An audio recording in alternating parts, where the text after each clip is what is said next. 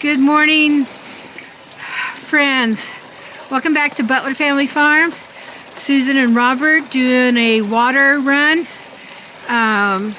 You will see as when we get out there that some of our waters are frozen up and we can't get the floater to work, break free of the 6-inch ice. So we're using the barrel. Went and bought a 40-foot hose. It is right now hooked into the well house, which has a heater going so our pipes aren't frozen. We're just having a slight issue with our water filter on the softener, because when the pump guy was out here repairing what we thought might be a pump, but actually turned out to be an electrical issue. By moving the pipe and everything around in the well house, we think that more calcium got loosened up, and so it's filtering through our faucets. Our bathroom faucets are working fine. We have slow water pressure in the kitchen and also in the water outlet at the front of the house. So that's why we've plugged into the well house to fill up this 55-gallon drum. We are not going to be able to fill it completely because of how we have to maneuver it when we get out to the donkeys are getting water, and the calves are getting water, and Jeannie, the horse, and her friends, the Fab Four. So hang in there and we'll show you what we're doing today. Okay, we're gonna fill up this black mineral tub about half full because it's still freezing temperatures. And we're gonna fill it from our barrel here. Can you push, please? Rolling it over. Yes. No, I know. So that the water pours out of the spout.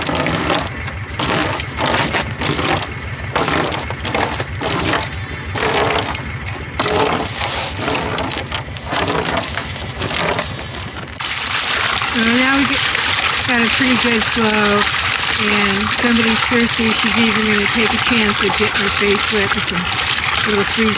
Yeah, you need the water. That's probably good for now, Robert. I don't want it to get so much that it, a little more. It's in the sun is another thing too. That's a good thing. Yeah. Black tub. More water that's in there, the longer it takes to freeze. Come on, Zena! Come get some water! Standing over there. She's standing at the hay. She's wanting more hay. Since we got the mule, I can go out and we'll get some more of that for her. And little Yazzie. And Simon can eat it.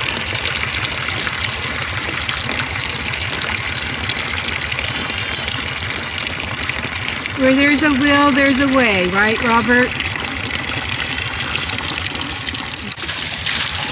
This water is for the donkeys, and it's pretty iced up, but it's also in the sun, as it's staying pretty, sunny today.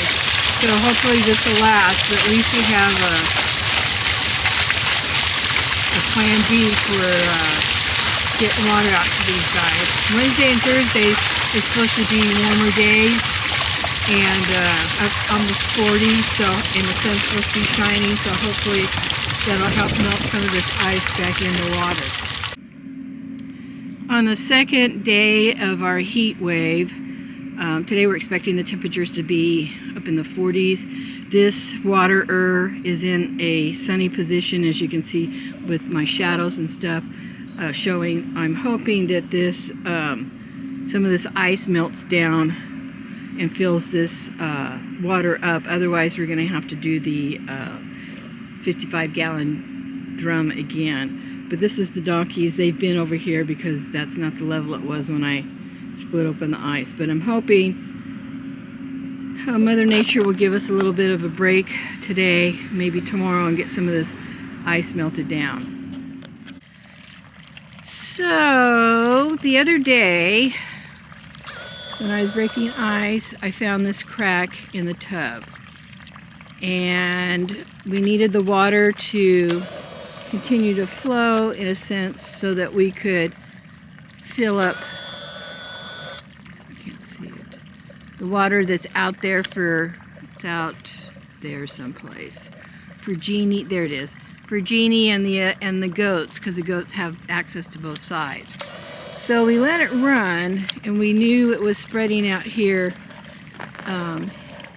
in Jack's paddock, but as of today, which has been like a day, 24 hours, the water's gone all the way out, and it's slushy ice. He's walked across it carefully, but it's not a good situation for him. So we have shut off the water, and it even goes over here into the goat area somewhat. And I'm just waiting. I've turned it off at the spigot, but the water level is still up. You can see that there's still this ice, and we actually need to try and pull that ice out so it doesn't push what water's in there out, but I need to wait for Robert. There's a pool over there on that side, but it's just a mess. We've picked up a couple tubs, but it's not safety to come out here. This is a hand job, hand work, and with it being cold, it's not safe for us to be fixing this. So what we're going to do is tie down the float, make it shorter, just enough to where it bobs and fills this up a little bit. Because when with this line being turned off, the goats and Jeannie out here, which now you can see Miss Dapple at the water, won't have, their water tub will dry up. So we're going to shrink down this float, and we're going to try and flex tape this hole up here and see how that works. That's the plan for the day. And with this being lowered and the water not filling up and running out and being wasted in a sense, the pressure in our house will probably go up to normal. Look at that. It's getting where it's slowing down, I think. I thought it was. It stopped. It actually stopped. Anyway, I got excited too soon.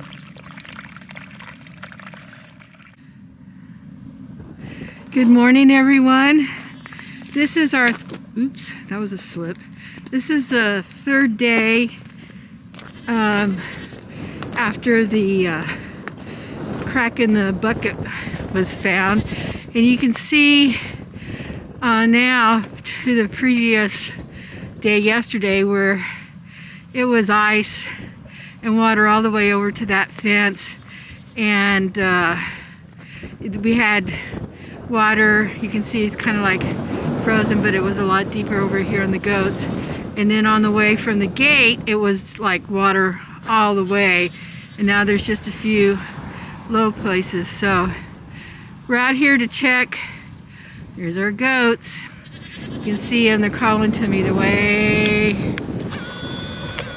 over there in the hut. Barely see them, but we're gonna go out there too. So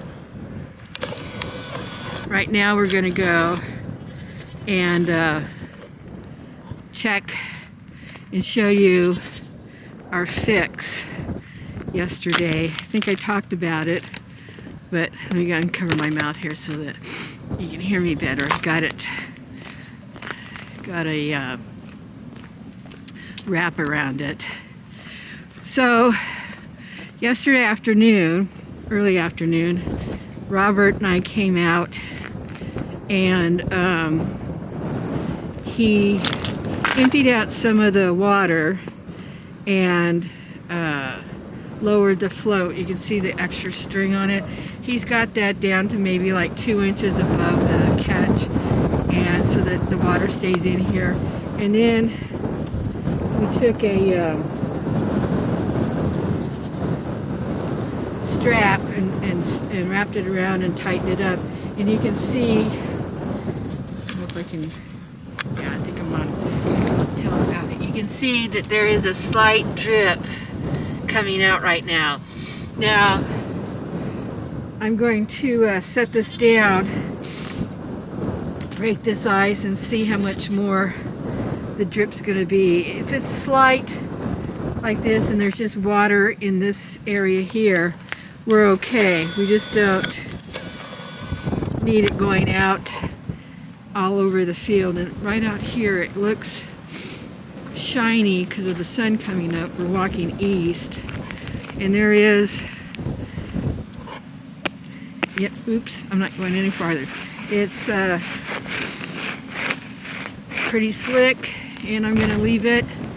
There are places for Jack to get over here to get his water supply and not get hurt, which is always my big concern. But I need to break this ice in here for both sides, livestock on both sides of this fence. So then I'll show you what still happens with the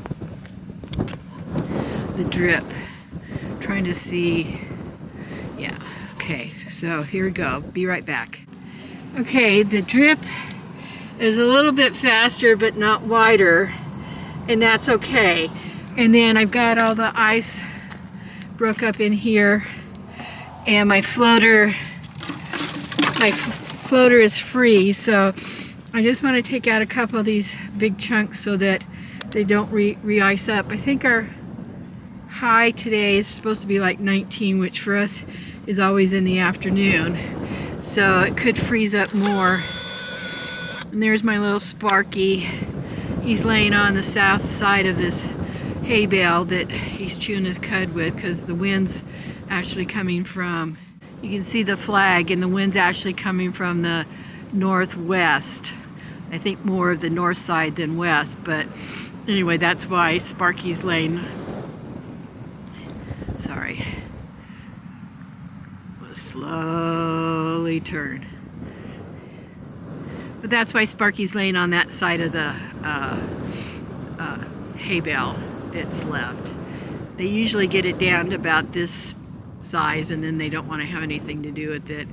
And I think there's a few goats inside this hut as well. That's Nibble standing in the front, and Sparky's been staying in there, but I guess he's come out to eat. You see Jeannie over there with her orange jacket, and they're waiting for me to check their water. So I'm gonna pull a few pieces out and then move on next to the next water.